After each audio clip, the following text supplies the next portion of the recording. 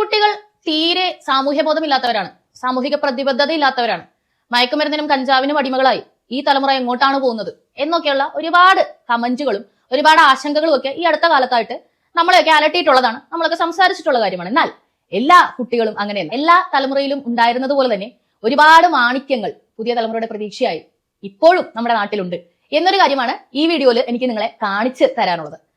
മലപ്പുറത്തെ കുറച്ച് പുലിക്കുട്ടികൾ അവരുടെ സഹപാഠിക്കുണ്ടായ ഒരു അപകടത്തിനെതിരെ അവരുടെ അതോറിറ്റി ആയിട്ടുള്ള ടീച്ചേഴ്സിനോടും സ്കൂൾ മാനേജ്മെന്റിനോടും എതിർത്ത് നിന്നുകൊണ്ട് സമൂഹ മാധ്യമങ്ങൾക്ക് മുന്നിൽ തങ്ങൾ നേരിട്ട അനീതിയെക്കുറിച്ച് വളരെ വ്യക്തമായി സംസാരിക്കുന്ന ഒരു കാഴ്ച, അതാണ് നിങ്ങൾ ഇനി കാണാൻ പോകുന്നത്.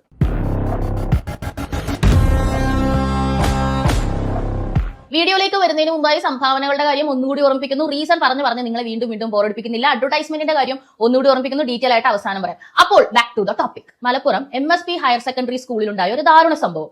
വോളിബോൾ കോർട്ടിൽ കളിച്ചുകൊണ്ടിരുന്ന 10ാം ക്ലാസ്സുകാരിയായിട്ടുള്ള മിർസ ഫാത്തിമ എന്ന് പറയുന്ന പെൺകുട്ടിയെ ഒരു കാറ് ഇടിച്ചിടുകയാണ്. സ്കൂളിനകത്ത് വോളിബോൾ കോർട്ടിനകത്തേക്ക് കയറി വന്നിട്ട്. ആരുടെ കാറാണ്? അധ്യാപികയുടെ കാറാണ്. ഇത് സംഭവിച്ചിട്ട് അവരെന്താണ് ചെയ്തത്? ഈ കുട്ടിയെ ഹോസ്പിറ്റലിൽ കൊണ്ടുപോകാൻ തയ്യാറായില്ല ഉടനെ തന്നെ. എന്നാൽ കുട്ടിയുടെ നില വഷളാണ്, കുട്ടിയുടെ കാലുകൾക്ക് ഗുരുതരമായിട്ടുള്ള പരിക്കുണ്ട്, അതുപോലെ വേറെന്തോ പരിക്കുണ്ടെന്ന് മനസ്സിലാക്കിയതും കുട്ടികളുടെ പ്രതിഷേധം കൂടുതലാവുന്നതും കണക്കിലെടുത്ത് ഇവരടുത്ത് തന്നെ ഒരു ഹോസ്പിറ്റലിൽ കൊണ്ടുവന്ന് ഈ ടീച്ചറെ തന്നെ ബ്രദറാണ് ഹോസ്പിറ്റലിൽ ഡോക്ടറായിട്ട് ഇരിക്കുന്നത്. അപ്പൊ അവര് നോക്കിയപ്പോൾ ഈ കുട്ടിയുടെ കാലിന് ഗുരുതരമായിട്ടുള്ള പരിക്കുകളുണ്ട്, 2 കാലുകൾക്കും പരിക്കുണ്ട്, അതുപോലെ തന്നെ തലച്ചോറിലേക്കുള്ള ഒരു ഞരമ്പിനും ക്ഷതം സംഭവിച്ചിട്ടുണ്ട്. ഉടനെ കോയമ്പത്തൂരിൽ ഹോസ്പിറ്റലിലേക്ക് കൊണ്ടുപോകണം, അടിയന്തരമായി ശസ്ത്രക്രിയ നടത്തണം എന്ന് പറഞ്ഞ് അത് ഉടനെ ചെയ്യാനുള്ള സംവിധാനം ഉണ്ടാക്കി. കാരണം കുട്ടിക്ക് എന്തെങ്കിലും ആപത്ത് സംഭവിച്ചാലോ എന്ന് കരുതി. എന്നാൽ ഇപ്പോൾ എന്താണ് സംഭവിക്കുന്നത്? ഈ അധ്യാപികയും അധ്യാപികയുടെ ബ്രദറും ചേർന്ന് പരാതി ഒന്നുമില്ലെന്നും അധ്യാപികയുടെ വണ്ടി ഇടിച്ചുണ്ടായ അപകടമല്ല ഇതെന്നും ഈ ബാധിക്കപ്പെട്ട കുട്ടിയെയും ആ കുട്ടിയുടെ മാതാപിതാക്കളെയും കൊണ്ട് പറയിപ്പിക്കാനുള്ള ശ്രമമാണ്, അങ്ങനെ എഴുതി വാങ്ങാനുള്ള ശ്രമമാണ് നടക്കുന്നത്. ഇതിനെതിരെയാണ് ഒരു കൂട്ടം പുലിക്കുട്ടികൾ രംഗത്ത് വന്ന് സമൂഹ മാധ്യമങ്ങളിൽ തങ്ങളുടെ ദുരവസ്ഥ വിവരിച്ചിരിക്കുന്നത്. ആ കാഴ്ച കാണാം.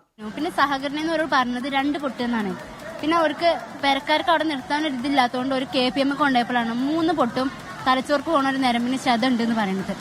അപ്പോൾ അവർ പറഞ്ഞു പെട്ടെന്ന് ഇതിന്റെ സർജറി കഴിഞ്ഞിട്ടില്ലെങ്കിൽ കുട്ടീന്റെ കാലിന്റെ ചലനം നിൽക്കും, കാല് മുറിച്ച് മാറ്റേണ്ടി വരും എന്നാ പറഞ്ഞത്. അതുകൊണ്ട് ഒരു പെട്ടെന്ന് പോയതാണ് കോയമ്പത്തൂർക്ക്. അവിടുന്ന് ഇപ്പോൾ ഇത് കഴിഞ്ഞു, സർജറി കഴിഞ്ഞുകാണ്ട് സർജറി ചെയ്ത ഭാഗം തുന്നിയിട്ടില്ല. ആ പ്ലാസ്റ്റർ ഇട്ടുകാണ്ടായിക്ക് കമ്പി കുത്തിയിറക്കി വെച്ചേക്കാണ്. അത് 5 കമ്പി ഉണ്ട്. ടീച്ചർ ഞങ്ങളടുത്ത് തെറ്റുള്ള പോലെയാണ് ടീച്ചേഴ്സ് സംസാരിക്കും. ടീച്ചേഴ്സ് ഞങ്ങളോട് ചോദിക്കാണ് എല്ലാ പ്രശ്നത്തിനും നിങ്ങൾ ഉണ്ടല്ലോ എന്ന്. വണ്ടി ഓടിച്ച് വണ്ടി കുത്തിയതൊക്കെ ഞങ്ങളാ. അങ്ങനെ ഞങ്ങളെ ഭാഗത്ത് തെറ്റുള്ള പോലെയാണ് ടീച്ചേഴ്സ് ഞങ്ങളോട് പെരുമാറുന്നത്.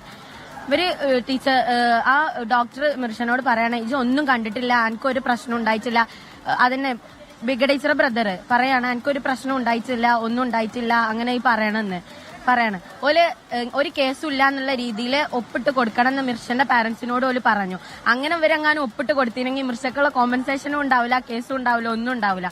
എല്ലാ വീട്ടുകാർക്കും ഇപ്പോൾ ടീച്ചേഴ്സിന്റെ പോലെ ടീച്ചേഴ്സിന്റെ ബ്രദർ ഡോക്ടർ, ടീച്ചർക്ക് അങ്ങനെ നല്ല ജോലി, എല്ലാ വീട്ടുകാർക്കും അതിന് കഴിയണമെന്നില്ലല്ലോ.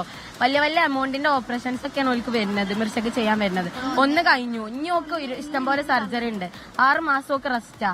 ഇതിലൊക്കെ ഉള്ള ക്ലാസ് ഒക്കെ മിസ്സാവാണ്, എക്സാം ഒക്കെ മിസ്സാവാണ്. 10th ആണ്. ഞങ്ങൾക്ക് ഒരുപാട് ഇതുണ്ട്.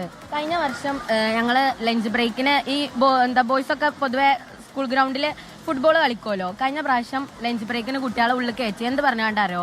സ്കൂളിൽ നിർത്തിയിട്ട വണ്ടിയാളുമ്മേ ബോൾ തട്ടുണ്ട് പറഞ്ഞാണ്ട് ഞങ്ങളെ ബാസ്കറ്റ് ബോൾ ഗ്രൗണ്ടില് കുട്ടികൾ കളിച്ചിട്ട് ബോൾ തട്ടുണ്ടെന്ന് പറഞ്ഞിട്ട് കുട്ടികളെ ഉള്ളിലേക്ക് കയറ്റി. അതിലൊക്കെ എന്ത് ന്യായമുള്ളത്? ഗ്രൗണ്ട് ഞങ്ങൾക്ക് കളിക്കാനുള്ള ഗ്രൗണ്ടിൽ ഓല് പാർക്ക് ചെയ്തോലെ വണ്ടിമ തട്ടുണ്ട് എന്ന് പറഞ്ഞു. കുട്ടികൾ എടുത്തെടുത്ത് പറയുന്ന കാര്യങ്ങൾ വളരെ വ്യക്തമാണ്. സ്കൂൾ എന്ന് പറയുന്നത് വണ്ടി പാർക്ക് ചെയ്യാനായിട്ടുള്ള ഒരു സ്ഥലമല്ല. സ്കൂളിൽ കുട്ടികളാണ് ഏറ്റവും കൂടുതൽ നടക്കുന്നത്. നമുക്കറിയാം, കുട്ടികൾ റോഡിൽ പാലിക്കേണ്ട മര്യാദകളാണെങ്കിലും അതുപോലെ പലതും അതിനെ പറ്റിയിട്ടൊരു അജ്ഞതയുണ്ട്. അത്ര പ്രായം അവർക്കുള്ളൂ. അതുകൊണ്ട് തന്നെ കുട്ടികൾ സ്കൂളിന്റെ ഉള്ളിൽ വളരെ സ്വതന്ത്രമായി നടക്കുന്ന ഒരു ഏരിയയാണ്. വോളിബോൾ കോർട്ട് എന്ന് പറഞ്ഞു കഴിഞ്ഞാൽ വണ്ടി പാർക്ക് ചെയ്യുന്ന സ്ഥലമല്ല, മറിച്ച് കുട്ടികൾക്ക് കളിക്കാനുള്ള സ്ഥലമാണ്. അവിടെ കൊണ്ടുവന്ന് വണ്ടി പാർക്ക് ചെയ്യുകയും കുട്ടികളുടെ ബോൾ വന്ന് തട്ടുന്നു എന്ന് പറഞ്ഞുകൊണ്ട് കളി അവിടെ നിർത്തിക്കുകയുമാണ് ഈ MSPന്റെ സ്കൂൾ മാനേജ്മെന്റ് ചെയ്തത് എന്നാണ് പറഞ്ഞത്. ഇത് എന്ത് അനീതിയാണ്? സത്യത്തിൽ ഞങ്ങൾക്ക് കളിക്കാനുള്ളതല്ലേ വോളിബോൾ കോർട്ട്? അപ്പൊ അവിടെ വണ്ടിയാണോ പാർക്ക് ചെയ്യേണ്ടത്? വണ്ടി സ്കൂളിനകത്തേക്ക് വരാൻ പാടില്ല. കുട്ടികൾക്ക് സുരക്ഷിതമായി ഇവിടെ കളിക്കണം, ഇവിടെ നടക്കണം എന്നതാണ് കർശനമായി സ്കൂൾ മാനേജ്മെന്റിനോട് ഈ കുട്ടികൾ പറയുന്നത്. ഈ മഴയത്തും പുറത്ത് നിന്നുകൊണ്ട് തങ്ങളുടെ സഹപാഠിക്ക് വേണ്ടി വളരെ കാര്യമായി തന്നെ ധൈര്യത്തോടെ പ്രതികരിക്കുകയാണ് ഇവർ. എന്താണ് ഇവർക്ക് ആ സഹപാഠിക്ക് വേണ്ടി ചെയ്യണം, അല്ലെങ്കിൽ ഇവരുടെ ഡിമാൻഡ്സ് എന്താണെന്നൊന്ന് കേട്ടു നോക്കിയേ. ഇവർക്ക് കോമ്പൻസേഷൻ കിട്ടണം, അതേമാതിരി എന്താ കിട്ടണം, പിന്നെ ഇതിന്റെ കോമ്പൗണ്ടിക്ക് ഒരു വണ്ടി കയറാൻ പാടില്ല. കാരണം ഇനി ഓക്ക് പറ്റിയ പോലെ വേറൊരു കുട്ടിക്ക് ഈ സ്കൂളിനുള്ളിൽ നിന്ന് പറ്റരുത്. എത്ര വ്യക്തമായിട്ടാണ് പറയുന്നത് അല്ലെ? ഈ പറയുന്നത് പോലെ എഴുതി മേടിക്കാനുള്ള ശ്രമം നടക്കാൻ പാടില്ല. അങ്ങനെ സംഭവിച്ചാൽ അവൾക്ക് കിട്ടാനുള്ള നഷ്ടപരിഹാരം കിട്ടില്ല. 10ാം ക്ലാസ്സിൽ പഠിക്കുന്ന കുട്ടിയാണ്, എക്സാം ആണ് വരുന്നത്, പഠിക്കാനായിട്ട് പറ്റില്ല, അതിന് ശാരീരികമായിട്ട് ഇത്രയും ബുദ്ധിമുട്ട് പറ്റി, അതിന് എക്സാം പഠിച്ച് മര്യാദ എഴുതാനുള്ള സംഗതി വേണം. അതിന്റെ ചികിത്സയ്ക്കും മുന്നോട്ടുള്ള ജീവിതത്തിനും ഇവർ തന്നെ നഷ്ടപരിഹാരം നൽകണം. ഒരു അധ്യാപിക സ്കൂളിനകത്ത് കുട്ടികൾക്ക് കളിക്കേണ്ട സ്ഥലത്തേക്ക് കാറുമായി വന്ന് ഒരു കുട്ടിയെ ഇടിച്ചിട്ടു എന്ന് പറഞ്ഞാൽ അത് എന്തൊരു അനീതിയാണ്. എന്നിട്ട് അത് ഒതുക്കി തീർക്കാനുള്ള ശ്രമം, മാതാപിതാക്കളെ ഭീഷണിപ്പെടുത്തി. അവർ പറയുന്ന കേട്ടോ, ടീച്ചർക്ക് കുഴപ്പമൊന്നുമില്ല, ടീച്ചറുടെ ഫാമിലിയൊക്കെ വലിയ വെൽ സെറ്റിൽഡ് ആണ്, ബ്രദർ ഡോക്ടറാണ്, ടീച്ചറാണ് നിങ്ങൾ, പക്ഷേ അവളുടെ കാര്യം അങ്ങനെയല്ല, അവൾക്ക് വേണ്ടി സംസാരിക്കാൻ ഞങ്ങളേ ഉള്ളൂ. സത്യം പറയാലോ, സംസാരിക്കുന്നത് പെൺകുട്ടികളാണെങ്കിലും ആൺകുട്ടികളും പെൺകുട്ടികളും അടങ്ങുന്ന വിദ്യാർത്ഥികൾ ഇന്ന് ക്ലാസ്സിൽ കയറാതെ പെരുമഴയത്ത് തങ്ങളുടെ സഹപാഠിക്ക് നീതി ലഭിക്കാൻ വേണ്ടി ഇന്നും അവിടെ പുറത്തു നിൽക്കുകയാണ്. 24 ന്യൂസിലൂടെയാണ് ഇപ്പോൾ ഈ വാർത്ത പുറത്തു വന്നിരിക്കുന്നത്. ദയവായി എനിക്ക് പ്രേക്ഷകരോട് അപേക്ഷിക്കാനുള്ളത് ഒരു കാര്യമാണ്, പ്രതികരിക്കുന്നവരോടൊപ്പം നിൽക്കുക. ഒരുപക്ഷെ എല്ലാവർക്കും സംസാരിക്കാനോ മുന്നോട്ട് വന്ന് നിൽക്കാനായിട്ടുള്ള ആ ഒരു ധൈര്യമോ അല്ലെങ്കിൽ അങ്ങനത്തെ ഒരു ക്യാരക്ടറോ ആയിരിക്കണമെന്നില്ല. എന്നാൽ തന്നെയും പ്രതികരിക്കുന്നവരെ സപ്പോർട്ട് ചെയ്യാൻ അതൊരു ഷെയർ കൊണ്ടാണെങ്കിൽ പോലും നമുക്ക് സാധിക്കുമെന്നുള്ളതാണ്. മാക്സിമം അധികാരികളുടെ കയ്യിലേക്ക് എത്തുന്ന രീതിയിൽ ഈ വാർത്ത പ്രചരിപ്പിക്കുക. നമ്മുടെ കുട്ടികൾ മഴയത്ത് നിന്ന് തങ്ങളുടെ സഹപാഠിക്ക് വേണ്ടി പ്രതിഷേധിക്കുകയാണ്. നാളെയുടെ വാഗ്ദാനങ്ങളാണ് അവർ. എവിടെ അനീതി നടന്നാലും പുറത്തിറങ്ങി നിന്ന് അത് ശരിയല്ല, അത് മാറ്റണം, ഞങ്ങൾ പ്രതിഷേധിക്കും എന്ന് പറയാൻ ധൈര്യമുള്ള നാളെയുടെ നാവുകളായ തലമുറകളാണവർ. നമ്മൾ ചെയ്യേണ്ട ഒരേ ഒരു കാര്യം ഇങ്ങനെയുള്ള കുട്ടികളെ വളർത്തിക്കൊണ്ടുവരിക എന്നുള്ളതാണ്. ഈ പറയുന്ന സാമൂഹിക വിപത്തായ മയക്കുമരുന്നാകട്ടെ, അതുപോലെ മദ്യമാകട്ടെ, മറ്റെന്തുമാകട്ടെ, ഇവിടെ നിന്ന് ഒഴിവാക്കാൻ ഒരു കൂട്ടം സാമൂഹിക പ്രതിബദ്ധതയുള്ള, നീതിയും അനീതിയും കുറിച്ച് കൃത്യമായിട്ടുള്ള ബോധ്യമുള്ള തലമുറ വളർന്നു വന്നാൽ മാത്രം മതി. ശരിയും തെറ്റും തിരിച്ചറിയാനുള്ള ബോധം ഉള്ളവരെ വാർത്തെടുക്കുക എന്നുള്ളതാണ് നമ്മൾ ചെയ്യേണ്ടത്. 2K കിഡ്സ്, അതായത് 2000-ന് ശേഷം ജനിച്ച കുട്ടികൾ മോശമൊന്നുമല്ല. കുട്ടികൾ നമ്മൾ വിചാരിക്കുന്നത് പോലെയല്ല. നമ്മളെക്കാളൊക്കെ ഉയർന്ന ചിന്താശേഷിയിൽ ലോകം വിരൽത്തുമ്പിൽ വെച്ചുകൊണ്ട് അതെങ്ങനെ ഉപയോഗിക്കണമെന്ന് അറിഞ്ഞുകൊണ്ട് തന്നെ അവരിപ്പോൾ രംഗത്ത് ഇറങ്ങിയിട്ടുണ്ട്. ഒന്ന് ആലോചിച്ച് നോക്കൂ, ഒരു പക്ഷേ ന്യൂസ് ചാനലുകാരെ വിളിച്ചില്ലായിരുന്നെങ്കിൽ ഇവർക്ക് ഇത് പുറം ലോകത്തെ അറിയിക്കാനോ അല്ലെങ്കിൽ നീതി ലഭിക്കുമെന്ന് ഉറപ്പുവരുത്താനോ സാധിക്കില്ലായിരുന്നു. അറിയാമല്ലോ, നമ്മുടെ ഇവിടുത്തെ കേരളത്തിലെ പോലീസ് സംവിധാനമായാലും നീതിന്യായ വകുപ്പുകളാണെങ്കിലും എന്താണ് ഇപ്പോൾ കാണിച്ചുകൊണ്ടിരിക്കുന്നത്? ഭരണത്തിന്റെ പക്ഷം ചേർന്ന് അനീതിയാണ് ഇവിടെ പ്രവർത്തിച്ചുകൊണ്ടിരിക്കുന്നത്.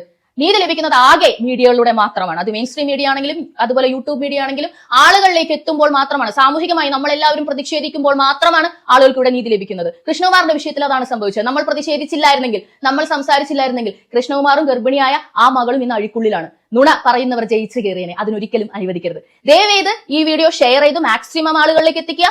ആ കുട്ടിക്ക് നീതി ലഭിക്കണം. പ്രതിഷേധിക്കുന്ന കുട്ടികളോടൊപ്പം നമുക്ക് എപ്പോഴും നിൽക്കാം. അപ്പോൾ ഞാൻ എപ്പോഴും പറയാറുള്ളത് പോലെ സംഭാവനയുടെ കാര്യം വീണ്ടും വീണ്ടും ഓർമ്മിപ്പിക്കുന്നു. നീതിയോടൊപ്പം നിൽക്കാൻ ശ്രമിക്കുന്ന എല്ലാവർക്കും കല്ലേറുകൾ ഉണ്ടാവും. എനിക്ക് കല്ലേറ് കിട്ടുന്നത് വീഡിയോ റിപ്പോർട്ട് അടിച്ച് വ്യൂസും അതുപോലെ എനിക്ക് വരേണ്ട വരുമാനവും തടഞ്ഞു നിർത്തുന്ന രീതിയിലാണ്. മോണിറ്റൈസേഷൻ എന്ന് പറഞ്ഞാൽ അതാണ് എനിക്ക് യൂട്യൂബ് തരുന്ന പേയ്മെന്റ് അല്ലെങ്കിൽ ഫേസ്ബുക്ക് തരുന്ന പേയ്മെന്റ് തടഞ്ഞു നിർത്തുന്ന രീതിയിലാണ് അവർ പ്രവർത്തിക്കുന്നത്. അപ്പോൾ അതിനെ അതിജീവിക്കാനും ചാനൽ മുന്നോട്ട് കൊണ്ടുപോകാനും ഈ പ്രോഗ്രാം തുടർന്നും സംസാരിച്ചുകൊണ്ട് തന്നെ മുന്നോട്ട് കൊണ്ടുപോകാനും എനിക്ക് നിങ്ങളുടെ പിന്തുണ സാമ്പത്തികമായും അല്ലാതെ എന്ന് പറഞ്ഞാൽ അഡ്വർടൈസ്മെന്റ് ചെയ്യാനുള്ള അവസരം നമുക്കുണ്ട്. അതുപോലെ തന്നെ വീഡിയോ കണ്ടും ഏറ്റവും കൂടുതലായിട്ട് കമന്റ് ചെയ്തും നിങ്ങളുടെ ഫ്രണ്ട്സ് ആൻഡ് ഫാമിലിക്ക് ഷെയർ ചെയ്ത് കൊടുത്തും നിങ്ങൾക്ക് എന്നെ സപ്പോർട്ട് ചെയ്യാവുന്നതാണ്. അപ്പോൾ തുടർന്ന് കാണുക പബ്ലിക് ഒപ്പീനിയൻ.